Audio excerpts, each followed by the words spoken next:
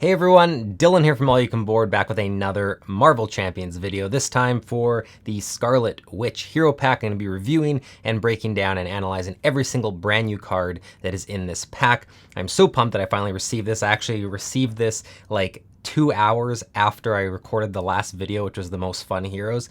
I mentioned in there that I didn't have the pack and I wasn't sure when it was going to come in, and I was praying to the Marvel Champions gods. 2 hours later, I got an email from my local game store saying it was in stock. So perfect timing. I guess the praying worked out. So today I'm going to go through every single card, tell you what I think of it, tell you my initial thoughts on them for some of the aspect cards or most of the aspect cards. I'll also tell you what I think about those cards beyond the Scarlet Witch pack, how they'll fare in other hero packs and just in the game in general. And at the end, I'll sort of wrap up what I think some of the cool aspects to play Scarlet Witch are, and just some of my overall thoughts on the hero itself. So let's jump right in. All right, first up we have the hero card, which is of course Scarlet Witch. Base stats, 2 thwart, 1 attack, 2 defense. Pretty standard across the board. Obviously a little bit better thwart than attack, which fits the fact that she comes with a Justice build right from the get-go. She's going to be a better thwarter right from the start. She has pretty standard hit points and hand size. No surprises there. It's 5 hand size, 10 hit points. Kind of what you'd expect. She has the Mystic trait, which will come into play. That's also something that Doctor Strange had as well. There's a couple cards that use that, so you'll be able to use those specific cards with her as well. Her ability is Chaos Control. So it's an interrupt. Whenever boost icons on an encounter card would be counted, discard the top card of the encounter deck and count those boost icons instead, and you can limit this once per phase. So much of Scarlet Witch is about manipulating and producing the best encounter card boost icons that you can for cards that you're going to be using, but also to minimize the effect of those nasty cards that are coming your way. So this is something you're going to be wanting to use all the time, if obviously if there's an opportunity. Being able to use this every single villain phase, if you get an encounter card that is really unfavorable in terms of the boost icons for whether they're scheming or attacking, is obviously great. There's been countless times that I, flipped a 3 boost and it would have completely wrecked me or just put me in a really tough spot, and I used her ability and ended up with a 0 or a 1, and it's a pretty big swing. It makes a lot of difference. But more than that, so many of Scarlet Witch's cards actually involve flipping over or discarding encounter cards and looking at the boost icons. That counts as counting boost icons. Anytime you're using the amount that are on a card for something, this comes into effect. So you can also be using this on your turn to be able to, if you're using one of our cards that we'll talk about in a bit that specifically does different things depending on the amount of boost icons are there, you can manipulate and say, I really don't want the ability that 3 boost icons gives me. I'm going to flip another one to see if I can potentially get 1 or 2 because that would help me more. And more often than not, you are going to get a change in what's happening. So it's a really good ability. You're going to want to use it all the time with Scarlet Witch, unless you're getting really lucky and flipping the exact cards that you need. For the alter ego, I won't spend as much time on this because it's very similar to Quicksilver. So it's actually the exact same ability. Superpowered Siblings is an action that you discard 2 cards from your hand and then you draw 2 cards, but that will become 3 cards if Pietro Maximoff's in play. So Quicksilver had this exact same ability, except it was if Wanda Maximoff was in play. So you're probably very familiar with that ability. It is obviously a good ability. It gives you an opportunity to, shuffle cards out of your hand that you can't use, find new opportunities from the deck, and specifically if you have the Quicksilver ally in play or you're playing a multiplayer game with Quicksilver, that becomes a way better ability. Being able to discard 2 cards and get 3 new ones is going to open up a ton of possibilities for you. So it's obviously a great ability. I will also say that me personally, I was spending more time in alter ego form than I was with Quicksilver. So much of Quicksilver because of the way I was playing him as a protection hero mostly, and getting the free defense. I was finding ways to not have to flip to alter ego unless it was specifically to use Serval Industries, and so I was basically spending way more time in hero form. With Wanda, I play a lot of solo, and there was much more need for me to flip to alter ego, do some healing, and come back. So there was way more opportunities for me to use Superpowered Siblings on Wanda. So I think it's a good ability. I don't think it's going to, shatter any worlds in terms of its power level, but I think it's something you're going to use, and it's going to help you and help facilitate your turns and make them a little bit more exciting. Okay, first up for the hero cards is Quicksilver Pietro Maximoff, the ally. So this is a 4-cost, 4-health hero that has 1 thwart and 2 attack. The ability, though, is Action Ready Quicksilver. So obviously ties into what we've seen from the Quicksilver hero. You can basically use, 2 attacks in a single turn, or attack and a thwart, or 2 thwarts. So if you think of it from the fact that you can, for 4 costs, play a 4-health ally, attack twice, potentially deal 4 damage, and then still have a blocker as well that can actually take a hit and still survive if it was only 1 damage. It's pretty good. Like there's no denying it. Like it's a good card. I wouldn't say it's necessarily an amazing ally that you're always going to be wanting to play. It's important to get it out to block, and it can do a lot the turn it comes into play, but there have been turns where there's just been other cards in the Scarlet Witch deck that are just too good that I want to be able to do something else, and it ends up as a resource or having to wait for a future turn. That being said, there is a card that's coming up next that allows you to play Quicksilver for free. That becomes incredible. Obviously any card that costs, you know, 3, 4, 5 that you can play for free is amazing. So there are ways to cheat this out as well. Keep in mind there are cards that specifically need Quicksilver in play or Pietro Maximoff in play. That's an extra bonus to playing this card, to be able to trigger Wanda Maximoff's ability, to be able to trigger Order and Chaos in the deck a little bit easier, or the only way you can trigger it, is another reason to play this card. So there are extra incentives that you're going to want to play it. Obviously keep in mind if you're playing a game in multiplayer with Quicksilver and Scarlet Witch, you can't play this card. It becomes a resource, the one downside. So overall I think it's a really good card. Not my favorite ally, but it's something that, you know, when I play it, I'm always happy that I did. Okay, next up, probably my favorite card in the entire deck, and I personally think probably the most powerful card in the deck, one of the most powerful cards we've seen maybe, is called Chaos Magic. So it's a 0 cost event. It's a hero action. Play a card from your hand, ignoring its resource cost. Discard cards from the top of the encounter deck equal to that card's printed resource cost. So you are just playing a card from your hand for free. You play this and you play an additional card without paying its cost. You just have to discard cards from the top of the villain's encounter deck equal to what that cost would have been. So you're obviously quickening this game, and you're leading to that deck, the villain deck, running out a little bit quicker and putting yourself on a bit of a timer in terms of the acceleration tokens you're going to be gaining, but you're playing a card for free. So think of all the possibilities. I mean, if you start the game with this in your hand and a card like Avengers Mansion, or, you know, Helicarrier or Quinjet, there's so many possibilities to start the game super strong and still do other things playing those cards for free. There's allies like Heimdall, which is actually a perfect fit for a Scarlet Witch deck. That is a 5 cost ally that you can now play for free. There's Quicksilver in this deck. There's even like 2 and 3 cost cards that otherwise, because there's other things you want to do with your hand, you may have had to say, oh, I'm going to have to not play this card, or I'm going to have to wait to a future turn. Now you can just pair with this card, play it for free. It's not, if you look at it a little bit differently, it's not entirely free. You're essentially paying 1 resource for it because you're having to pay this card to play another card. You're losing 2 cards from your hand.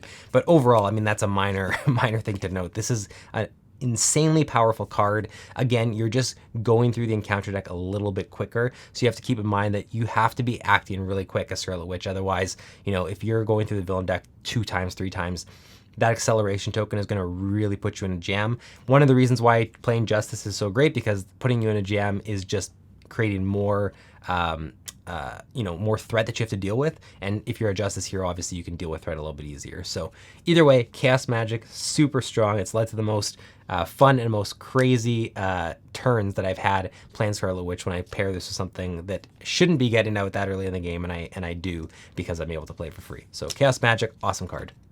Okay, next up is Hex Bolt, and there are 4 copies of this in your deck. You're going to be seeing a lot of this card. It's a staple in her deck. This is a great card. It's a 2 cost event. Hero action, discard the top 3 cards of the encounter deck, and for each card you've discarded this way that has boost icons, you do different effects. So if it has if you have 0 boost icons on that card, you deal 2 damage to an enemy of your choice. If it has 1, you remove 2 threat from the scheme. If it has 2, you draw a card, and if it has 3 or more, you can place a status card on a character of your choice, any status card you want. So just to clarify how this works, so I know there's probably a little bit of confusion, if there has been, you discard all 3 cards at the same time, look at the boost icons, and for each card, you apply the effect. So if you drew 3 cards that have all 0 boost icons, you would do 2 damage to an enemy 3 times. So the reason that's important is because Scarlet Witch's ability allows her to change discard a new card from the top of the deck and look at those boost icons instead. You can look at all 3 of the cards you've discarded, and if there's one that you specifically don't like the amount of boost icons, or it doesn't do anything for you, you can choose to not use that one, discard a new card to replace it. So that's why it's important. You don't have to do them one at a time and decide before you've seen everything that comes out. But overall, every single ability on here is great. There's not a single one you're going to be unhappy that you got, unless there's a specific situation where, you know, there's no threat on the schemes, obviously then you're not going to be wanting to remove the threat. But overall, they're all positive effects. You can manipulate in multiple ways with Scarlet Witch's Hero, as well as other cards, the amount of boost icons or, which boost icon ability you trigger. So you're going to be using this a lot. It's a cheap card, and you get a lot of mileage out of it. The amount of time I've been able to do a really big swing by even just getting multiple status cards being able to be placed, and I'm able to stun a couple people or put a tough status on myself. There's tons of possibilities. I love this card. It leads to some really, really cool and fun turns, and I think you'll be using it a lot. Next up is Molecular Decay. There are 3 of these in the deck, and this is your big attack card. So I say that because most heroes, if not all heroes, I'd have to look through them all again, have this sort of a one big attack card in their main hero cards. So it's like the swinging web kick of the hero. So everyone has that one. This is how you're going to deal some damage. This is your big damage output card. This is Scarlet Witches, and you do get 3 of them in the deck. So you are going to have tons of opportunities to use it. And arguably, it's one of the better ones. And most of the time, this is going to be a better swing than Swinging Web Kick. It's a 3 cost, and it only deals 5 damage to an enemy, but you discard the top 2 cards of the encounter deck, and for each boost icon across both of those cards, you deal 1 additional damage. So at minimum, I would say on average when I've used it, it's usually dealing at least 7 damage, because at least one of the cards they flip over tends to have 2 boost icons, or they each have 1. There will be a time where you draw 2 zeros, or you draw a 1 and a 0, and you get like a little bit of less value than you should for a 3 cost. However, you have ways to manipulate that again with Scarlet Witch in her cards, in her hero card. So you're very often going to get a result that you're really satisfied with, or is overpowered for the cost that you're paying. And because there's 3 of them, you get multiple chances on that card throughout the game to be able to use it. So you're going to be playing a lot of this card. This is your main damage output from your main cards in your non-aspect cards in your deck. It's a great card. It's been the one that's contributed to the biggest swings when I'm really needing to deal a lot of damage to the villain or get rid of a really pesky minion that's in play. I love it. It's fun to use, and I'm also just a big fan of those big damage dealing cards, so I'm a little biased in that sense, but I really love it. I love the artwork too, just an extra little bonus, but that's Molecular Decay. All right, next up is Warp Reality. This is another really powerful card. It's a 1-cost event.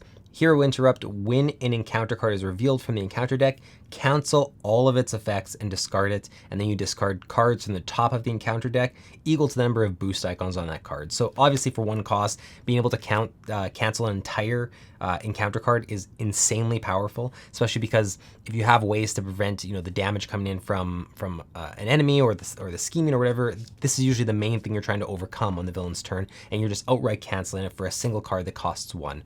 Very powerful. Can't obviously understate that. Again, you have to just look at this as the fact that you're going to be discarding more cards off the top of the deck. You're doing that with so many of Scarlet Witch's cards. You're essentially delaying the negatives. So you're saying, I don't want to deal with negative effects now. I'm postponing them. You're not going to postpone to get the exact negative effect you would have got. You're getting them in the form of acceleration tokens and shuffling through that villain encounter deck. So you're postponing the bad, and the idea is to postpone stuff long enough that you win the game before it comes back to you. So that's sort of the style that you play Scarlet Witch as. This obviously helps you do that. And again, you only have 1 of these in your deck, so you're only going to see it, you're going to see a lot less than some of the other cards.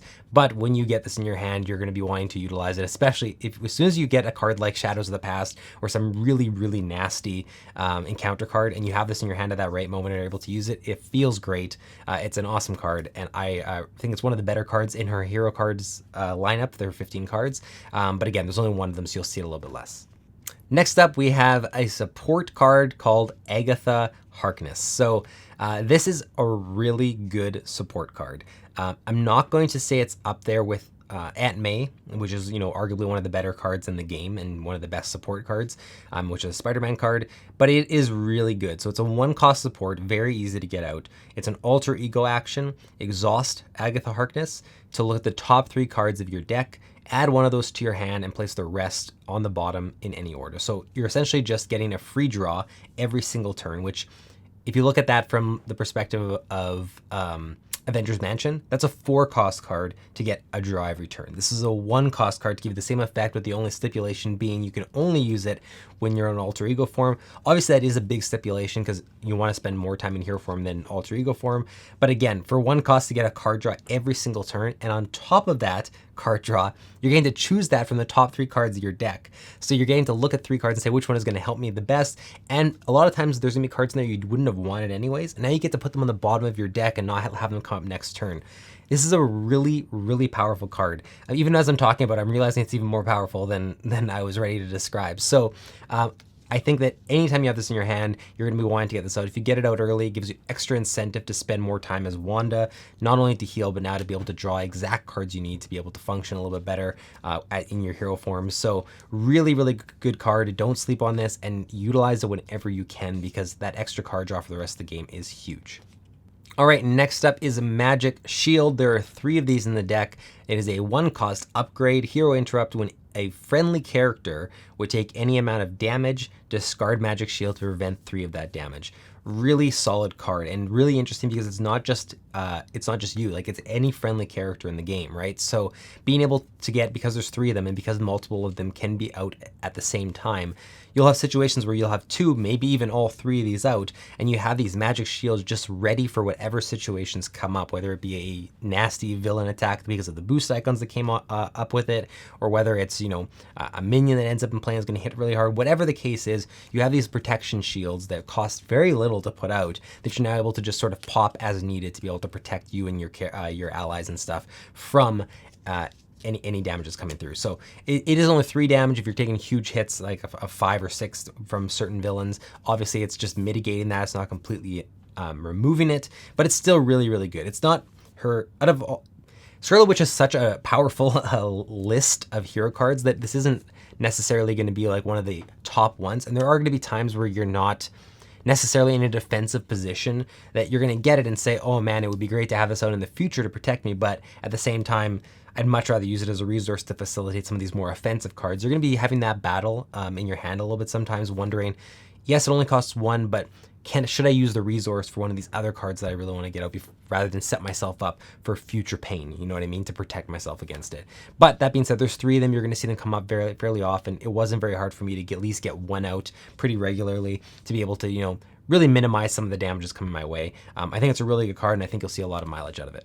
Okay, so the last of the hero cards is Scarlet Witch's Crest. This is probably the most important card in your kit, is what I would say. It's a 2-cost upgrade. Interrupt: when boost icons on an encounter card are counted, exhaust Scarlet Witch's Crest to increase or decrease the boost icons on that card by 1. So this is a really crucial card to try and get out early, because there's going to be tons of opportunities and times where you're going to be wanting to count boost icons for positive things on your cards, but also because obviously you're doing it every turn when the villain attacks or schemes, depending on what they draw to boost their attack or their scheme. So being able to use this even on the villain's turn to minimize damage or minimize scheming is obviously great, but more importantly, on your turn for cards like Hex Bolt, being able to control a little bit which ability on Hex Bolt you land on is a huge deal. There's a ton of times you're going to end up playing a Hex Bolt and drawing a card with a single boost icon, and you're going to normally be removing 2 threat from a scheme. You're not going to want to do that, or there's not going to be any threat on the scheme. Being able to exhaust this and now go in either direction and do damage instead, or whatever the case may be, is a huge deal, and it's something that's going to add up over the course of the game the more you're able to use this. So it's a really important kit card. If you draw this early, count yourself lucky, get it out, and enjoy and reap the benefits the rest of the game. Okay, next up, we're going to the Justice cards, and this is Speed, a new ally. It is basically exactly like Quicksilver with a bit of a reverse on it, the Quicksilver ally, I should say. It's a 4-cost, 4 health ally, 2 thwart, 1 attack. After Speed thwarts, ready him. It's the exact same thing as Quicksilver's, except Quicksilver had 2 attack and 1 thwart, and his would ready no matter which one you use. This only readies for thwart. Obviously, I think this is a worse Quicksilver by just a little bit. If you're using it specifically for thwarting, and that's like really what the mileage you're getting out of it is, it's probably a little bit better than Quicksilver then. I think like It's a good card. It's just based on what I've been using him as, or the times I got him out. I just felt a little underwhelmed by it. It might have just been my personal experience by how it was going. I obviously can't discount the fact that for 4 cost, you're being able to potentially thwart for 4 or thwart for 2 and do an attack as well, and still have a blocker for the next turn. It's still a very good card. I don't want to, act like it's a bad card, but I just found that there's another ally coming up that I got more use out of and I thought was a little bit more exciting for Scarlet Witch. But again, this can be used across any heroes, and I think that it will get use just for that notion alone. Being able to thwart for 4 on the very first turn you play him and still have a blocker for 4 can be a pretty decent swing on your turn and justify the cost a little bit, but it is a little bit expensive still for what you're getting. So, but again, 4 health is great on an ally, so can't complain too much. So yeah, that is Speed, brand new ally, pretty cool. All right, next up is another ally. This is one I think is a lot more interesting in my personal opinion. That is Wiccan. I think that's how you say it. 2 cost, 3 health, 1 thwart, 1 attack. The responsibility is after Wiccan thwarts, discard the top card of the encounter deck for each boost icon discarded this way, deal 1 damage to an enemy. I think this is a really good card. The reason being, it's a cheap ally, which already in the game, anytime you have a cheap ally that has some usefulness beyond just playing it, is really good. You get 3 health on that 2 cost ally, which allows him to be a pretty decent blocker for that cost, but the ability is really solid, especially in Scarlet Witch. Every time you thwart, discarding the top card of the encounter deck, on average, you're going to be hitting at least 1 icon. So being able to do a thwart and an attack on a 3 cost ally for 2 is really good. But on Scarlet Witch especially, you're going to be hitting more boost icons than that, or you're just going to be able to modify it to be able to turn it into more boost icons. And if you hit, say, something like the 3 boost icons on this, doing 3 damage, 1 thwart on a 2 cost hero is such a big deal. I think this is also a card that's going to see a lot of play outside of Scarlet Witch. I think that even though it fits so well into this deck, even if you hit at least 1 or 2 boost icons every time, it's absolutely worth it for the cost and what you're getting for it. So I think Wiccan is really solid, and I think you're going to see him pop up in a lot of different Justice decks for different heroes. Next up is an interesting card called Crisis Averted. This is a 3 cost event. Hero action thwart removes 6 threat from the main scheme. If you paid for this card using a mind resource, this thwart ignores the crisis icon. Of course, the crisis icon is an icon that'll show up in side schemes. That means you have to deal with that side scheme's threat before you're allowed to deal with the main threat. So I think this is, I'll start by saying it's a great card. You're removing 6 threat for 3. That is obviously really good. Again, you're limited to the main scheme. This can overcome side schemes that have the crisis icon, but I would say that it is going to be a bit situational. If you're playing against the villain where there's a lot of side schemes in play and it's not the crisis icon that is specifically your problem, it's the fact that these side schemes add up and they're, making you draw extra encounter cards, whatever. Removing 6 threat from the main scheme isn't necessarily going to be something you're looking to do, and this might end up being a dead card in your hand because that's all it can do. At the same time, if you're playing against a villain that is not having large chunks of threat on the main scheme, 6 could just be overkill. If you're normally have it under control and you're generally having like 4 on there at a time, or you're playing against a villain where if you have 6, you're already pretty much dead or in a really bad position, you might not get the mileage you should be getting out of this card for it to be as effective. So I do want to stress it's still a great card. 6 threat for 3 is great, but I think it's going to really depend on which villain you're playing and what your hero makeup is and how many people you're playing with, whether or not this is a card you want to slot into your deck or whether you want to slot in one of the many other great Justice cards that remove, say, 4 threat, but don't have the restriction of limiting you to the main scheme and whatnot. So situational, but if you find the right situation for it, you're going to feel great when you remove 6 threat for 3 off of the main scheme. Next up, we have Multitasking. This, my personal opinion, I found this card to be pretty meh. It didn't excite me too much. It was one of the first cards I cut out of Scarlet Witch's deck and replaced with some other options. It is a 1 cost event. Hero action thwart, remove 2 threat from a scheme. If you paid for this card using a mind resource, remove 2 threat from a different scheme. Again, 1 cost to remove 2 threat if that's all you hit it for. I personally wouldn't be putting this into my deck. I have so many other options I could be choosing from that'll do way more than this for even only 1 cost more or 2 cost more, whatever the case may be. hitting 2 different schemes, so essentially removing 4 threat total for 1 is great. But again, you have to also be in the situation where there are two schemes you're wanting to deal with at that exact time, because you have to do it on a different scheme for the second one. You can't do 2 from the same scheme again. So it's situational even when you hit the mind resource. So for me, it just, with the situational aspect of the second ability, with the main ability being not super exciting, there's too many other options I would just slot in before I would slot this in. It offers you some flexibility because it targets 2 schemes. But yeah, me personally, I found this card to be a little disappointing. It was one of the first cards I flipped out of Scarlet Witch's deck. Keep when I kept her as Justice.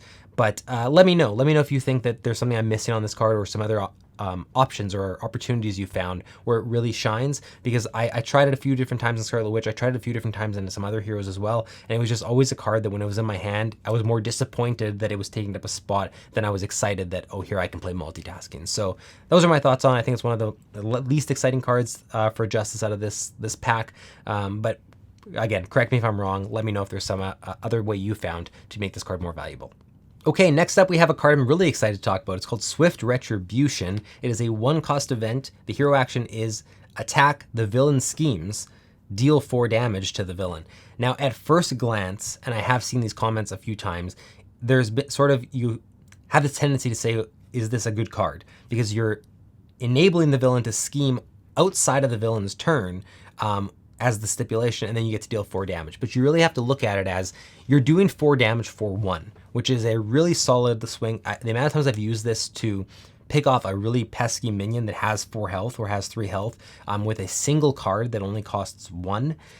That's a big deal. 4 damage to a villain, even in a solo game, is a large chunk of damage for 1 cost. The amount of times that this ended up being the difference, a few of these I should say, ended up being the difference in solo Scarlet Witch games, to, you know, if I'm able to play all 3 in a game that's 12 damage, some villains only have, 14 damage to 14 health, I should say, for a phase in solo. So it is a really good card because you get to control when the villain schemes. And if you're playing against a villain that only has 1 scheme, and you're in Scarlet Witch, for instance, where you can control the boost icons a little bit and whether they affect you poorly or positively, the scheme isn't that big of a deal. I played against a villain that had 1 scheme.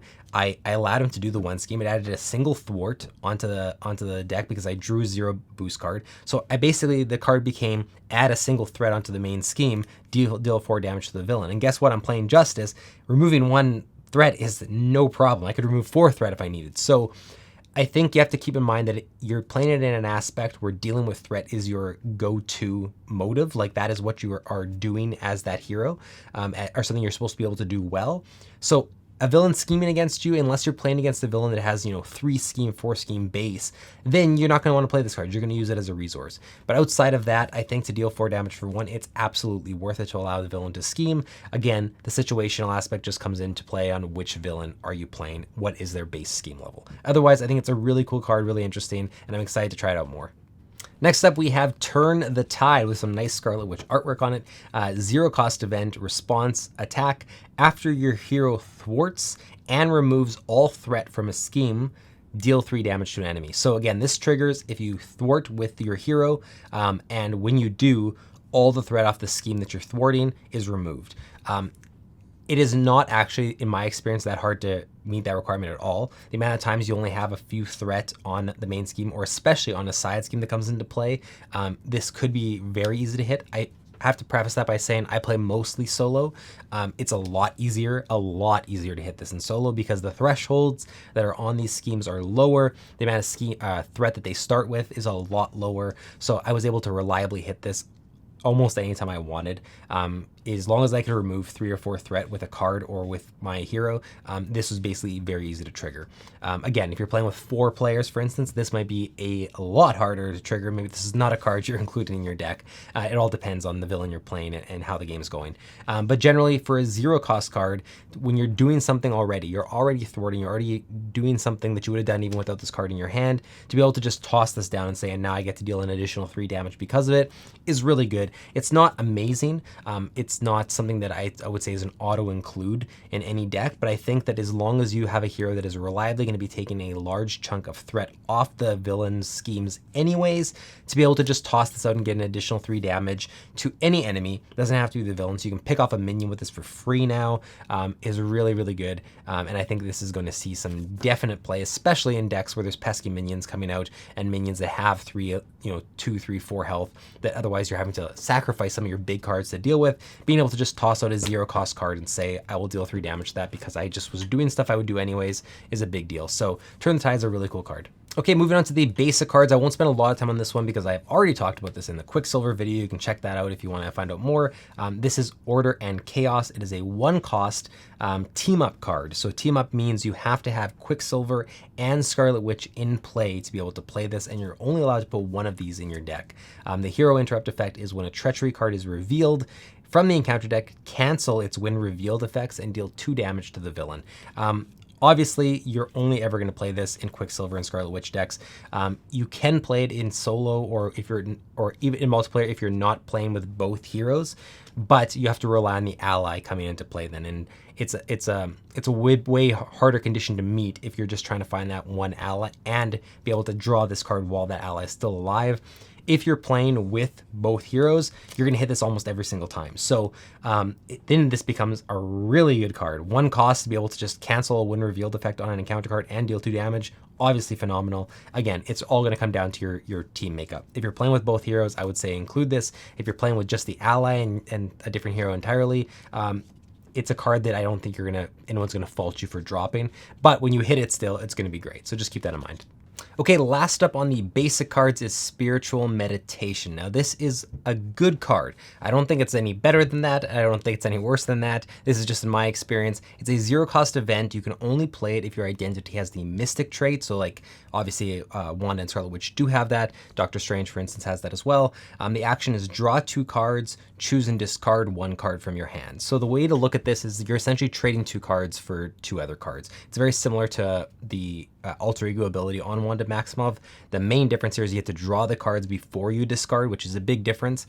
But you're essentially trading this card as well as 1 other card in your hand for the 2 cards that you draw. Or if you don't like one of the cards you draw, you can discard one of those.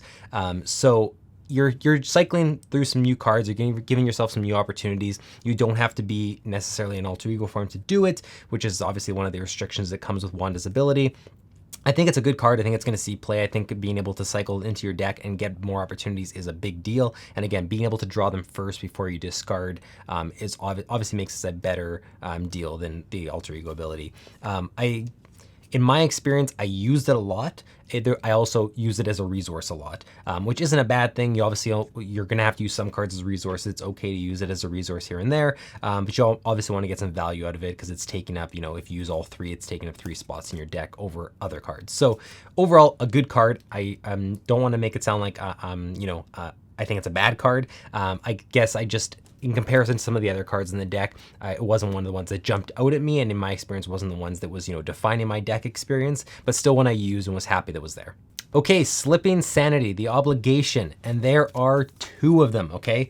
There's going to be so many questions of people wondering if it was a mistake to get more than 1 obligation. It is absolutely not a mistake. Wanda does come with 2 copies of her obligation, which is a brand new mechanic. I don't think we've seen that in any hero so far.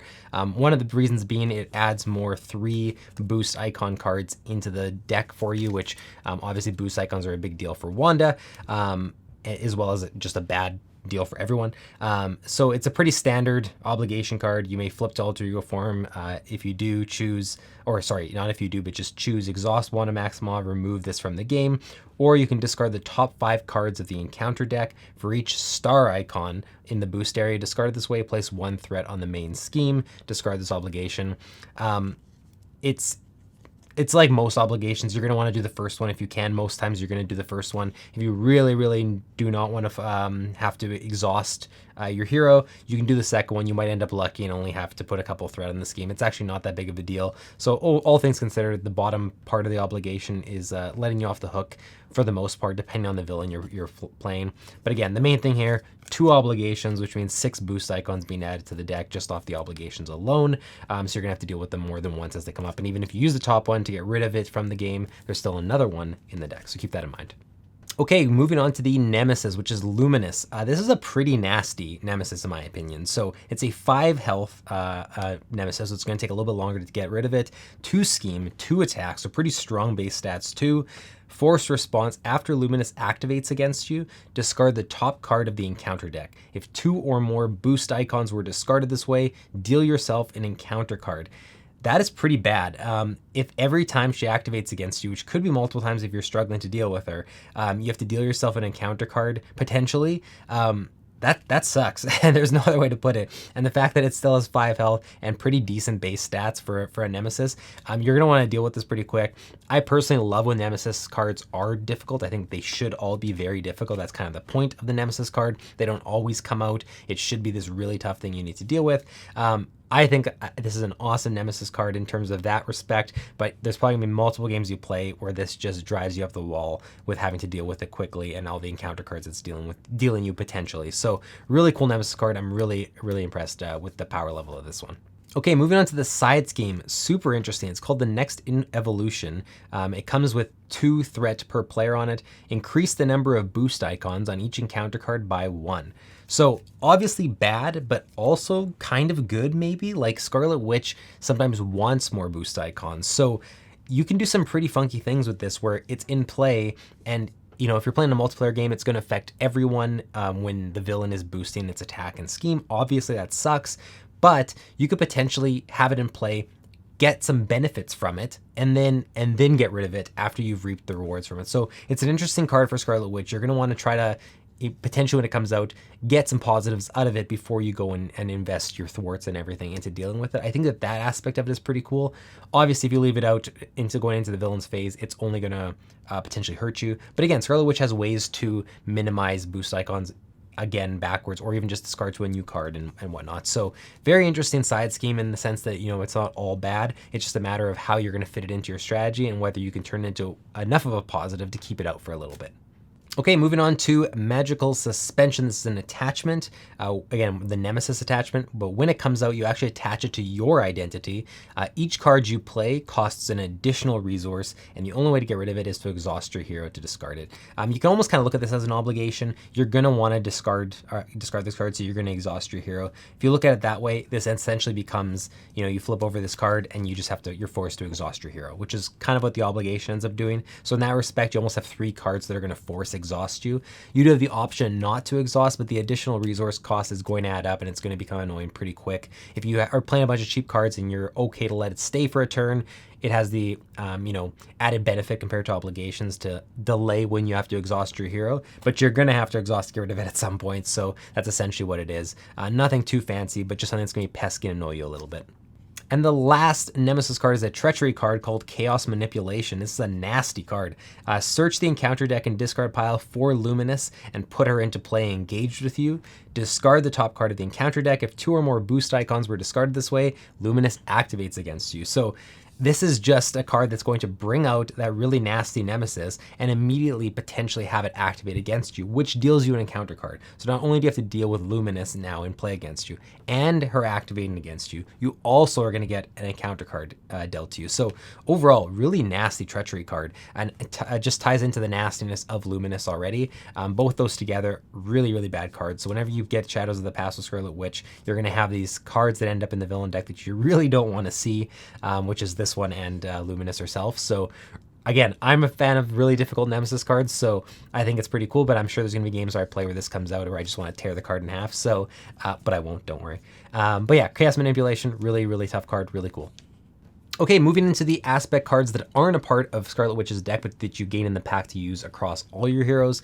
First one is the Aggression card, which is Browbeat, 2 cost, Play only if your identity has the Avenger trait. Hero action attack, deal 2 damage to the villain, deal X additional damage to the villain to a maximum of 3, where X is equal to the villain's stage number, which means the max you can do with this card is 5 damage. I'm not a huge fan of this card.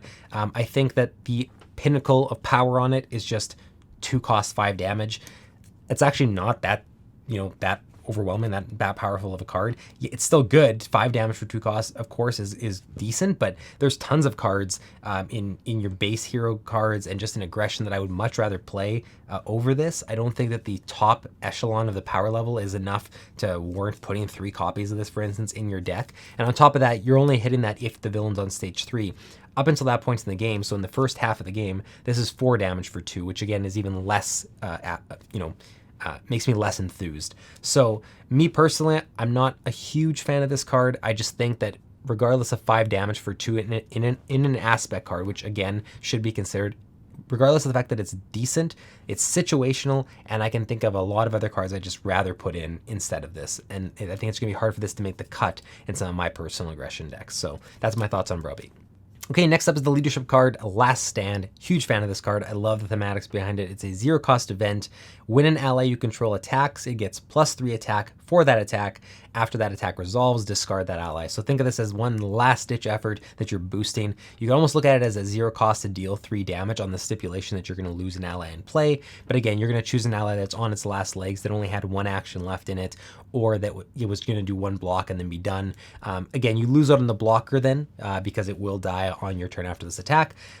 But if you're playing leadership, there's a good chance you have multiple allies in play. It's probably not as big a deal for you, which is something to consider. You lose that blocker. I just love the thematics behind it, and I also love for zero cost, you're just getting an additional 3 damage on that ally. So really big fan of this card. Remains to be seen how much it'll slot into other leadership decks, but I can't imagine it's going to be one of these dead cards you never see. I think that it's good enough that you'll definitely see it in some leadership decks, and I'm really excited to try it out. Okay, next up is Bait and Switch. This is the protection version of Swift Retribution, which we just looked at in the Justice cards. This is a 1 cost event. Hero action thwart, the villain attacks you, remove 4 threat from the main scheme. So I would say the Justice card is better because I would much rather take a scheme than an attack most of the times. But again, it really depends on the game. And the fact that this is protection, you might be completely set up to take an attack and have it do nothing or next to nothing. The first thing that jumps to mind for me is Quicksilver. Having the free defend means that the villain attacking you on your own turn off when he normally would, but you having a free defend off of that makes it so there's a better chance that that attack is going to do either nothing to you or very little. And to remove 4 threat from a scheme for 1 with that stipulation, I think is absolutely worth it. Again, you just have to be set up where the villain attacking you isn't a big detriment to you. And if you're building your deck around protection and you're putting this in there, you probably have the tools in place to have that be the case. So Quicksilver is the first thing I think of, but there probably are other opportunities for this, especially if the attack coming at you is very low and you're okay blocking with an ally, for instance, things like that. So Bait and Switch, really cool card. I can't wait to try it in Quicksilver, and I think it will slot in other protection decks as well. Okay, and the last card is a basic card. There's 3 of them, obviously. I'm a big fan of this card. This is Recuperation. It's a 2 cost event, alter ego action, heal damage from your alter ego equal to your recovery number. So again, at first glance, you're thinking, I'm already in recovery form. I can heal if I want. Why do I have to pay 2 to do that same action? The big obvious draw here is that you do not have to exhaust. So you just get to go to alter ego or start your turn in alter ego, heal with your recovery amount, and then still actually switch to hero form and do things that you'd be exhausted and wouldn't be able to. So I think that this just opens up a lot of opportunities. I think that there's a lot of things you can do now that weren't possible before this card came out, and that's why it excites me. I think being able to start your turn in alter ego form, get a recovery in without having to actually exhaust, still go turn to hero form and do a bunch of things. Obviously this costs 2, you're gonna have to lose cards from your hand to do it. I just think it opens up new possibilities that weren't present in Marvel Champions, and any card that does that is exciting to me and one I'm excited to try out. I did swap this in to the Scarlet Witch deck and tried it a bunch. It was really, really good when it worked out. There were times where you ended up with a couple of them in your hand, or it just was a dead card because you still couldn't find a way to get to alter ego and do it on your turn. That's still gonna pop up. I don't know how often I would put all 3 in my deck and feel like it was, a mainstay that I didn't want to get rid of, but I do think it's a card I'm really excited to try out and will find its way into multiple hero decks, especially heroes that have higher recovery amounts, because it just makes the card better for 2 cost to heal for that for free, not for free, for 2, but without having to exhaust. For more than, say, the base 3 that we're used to on most heroes. So I'm really excited to try that out across multiple heroes and see which ones it slots in best for, but I'm just excited by the potential that it allows. Okay, so that's all the cards reviewed, analyzed. I'm going to jump into my thoughts now on Scarlet Witch. So I'm going to say my initial thoughts, I was a little bit underwhelmed. I don't want to make it seem like I didn't like the hero or that it wasn't a ton of fun, because it was a ton of fun to play her because of how unpredictable she is. But this is the best way to describe this hero, and it's completely thematically appropriate, is chaos. It's chaotic. You are now having these super powerful cards at your disposal, but every single one is increasing your time or putting you on a timer and making that timer go quicker, because every time you discard a card from the villain deck, you're getting closer to another acceleration token, which isn't a huge deal if you're playing Justice, or if you're in a multiplayer game where you have ways to deal with it. You can probably deal with a couple of those acceleration tokens and not have it be the end of the world, and it's a good sacrifice to make for the powerful cards that are available in her deck. In the solo games I played, it was like, there's even less damage you have to deal to the villain, so it didn't feel as big of a deal. I just found that I had to do a lot of modifications to her and a lot of testing to get her to where I wanted, to have that detriment not be something that was too commanding. If the detriment ends up being too much of a detriment and you're not seeing the power level swing on your end, it doesn't feel worth it then. And it really needs to, for the fact that you're discarding so many cards off the deck. So it's just a new thing to wrap your head around. I think it takes a bit to sort of understand how you're going to play Scarlet Witch. I would imagine it's going to be the same thing when you play Star-Lord. They both have a sort of similar aesthetic in terms of giving you a lot of downsides, but what you're getting is a huge swing in terms of power level and the upsides. So ton of fun, I should mention though. There's not a hero like this, quite like this in Marvel Champions, and that level of unpredictability is so welcome, because I think one of the biggest criticisms you ever hear of Marvel Champions is that sometimes near the end of a game, you can just sort of math things out. You can say, well, I think based on the fact that this villain doesn't draw this card, we don't even have to play on my last turn, I know I'll be able to do the damage I need to do, or things like that.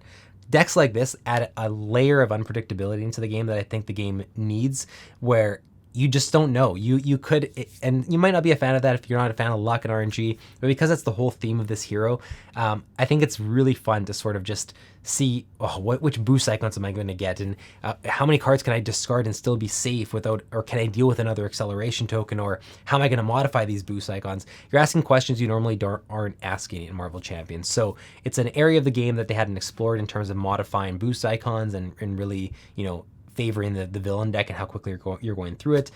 So I was a big fan of that. I just think that there's a lot to learn from Scarlet Witch, and my personal play style, it's not necessarily the type of play style I would gravitate towards. I have a lot of fun playing her. She's going to see play. It's not going to be one of those heroes that just like sits on my shelf and doesn't get played, even though there's not that many of those in Marvel Champions. But she's not necessarily in my personal favorites in terms of playstyle. But that being said, I think she is going to slide in for a lot of people at the top of their list and most fun. And I can't stress how powerful some of her cards are. Chaos Magic, playing a card for free, is something that is always going to feel good every single time you do it. It's just going to be fantastic. So lots of powerful cards in her deck. In terms of aspects, Justice was one that I actually found worked really well with Scarlet Witch, because she starts with the 2 thwarts. She's already a little bit stronger in that aspect as it goes. Me personally, I just love playing aggression, so I played a round of aggression with her. I think I had the most success with aggression. I don't know whether that'll be universal, but and I guess I'm talking solo, because it just allowed me to burn the villain down quicker. And again, because you're on a timer, winning quicker is the key to the game here. You need to win quicker than you might need to with other heroes. You can't stall as much. So playing aggression just gave me more opportunities to do that. I haven't tried her in leadership yet. Leadership is an aspect that wasn't the first thing I thought with Scarlet Witch, and I don't know how well that would work out. And it's also one that I just only really use with specific heroes. It's not my favorite aspect personally, even though I know it's probably widely regarded as one of the strongest aspects. And protection, I played a couple games with her and found a little bit of success there. She has some cards that help with protection in her main deck right from the get-go. And again, being able to control the boost icons makes it a lot easier to protect as well. So all around, I really enjoyed Scarlet Witch. I really think that she's a lot of fun. It's a bit of a clash with my personal preference on playstyle, but I'm working around that and trying different things. And she is a bit of a puzzle to solve that way. And I think that the timer aspect is something that will also just appeal to a lot of people because it adds an extra level of anxiety that is sometimes fun from these games. You feel like you can see the deck thinning. You're saying, wow, like I really need to find ways to take this villain down, because if that deck goes down again and I have a second acceleration token, I am going to be on my last legs. And then if you're playing Justice, maybe that's not so much the case because you can deal with all the threat coming from these acceleration tokens. So overall, pretty cool hero. I am enjoying my time with Scarlet Witch. She's not one of my personal favorites yet, but again, she's also fairly new. I don't like to quickly say that they become a favorite of mine, because sometimes you need time to play them, get used to their mechanics and things like that, or just get the glisten out of your eye from a brand new hero that can obviously make you a little bit biased from the start. I do think in terms of the cards that come in the pack that are that can be used across multiple heroes, the aspect cards, the basic cards, I wouldn't say this is an essential pack. From the cards I've seen, there are some ones that I personally I wouldn't be that upset if I didn't have them, like Browbeat and things like that. Like, it's not something I'm going to miss by not having if I don't get this pack. That being said, Recuperation is a card I'm just really excited to try out a lot, so that one is one that I'm excited I have because of buying this pack. Bait and Switch is one that, because I have Quicksilver and it was one of my most played heroes now, Bait and Switch is one I'm excited to have because I can slot in there. The two new allies, obviously in Justice, with Speed and Wiccan are pretty cool. Wiccan especially, I think, is another reason you might want to get this pack. Really, really cool card. So there are some cards in here that I think are really good to have across all heroes for deck building purposes, but none that so far I've seen that are, you know, the must buy this pack, because if you play Justice, you need this card. I haven't seen that yet, but again, it's early. I need to play these cards a little bit more across other heroes and really see if there's a gem in here that I just haven't seen at first glance. And at the same time, let me know if there's any cards that you've gotten from this pack that you've said, oh, I can't imagine my life without this card now. I'd love to hear that and see what kind of deck building experiments you're doing and how you're finding ways to slot these cards in. So let me know in the comments.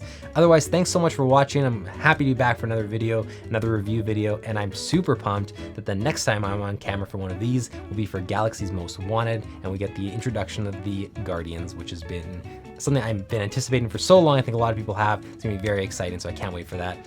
Thank you so much for watching. We will see you in the next one.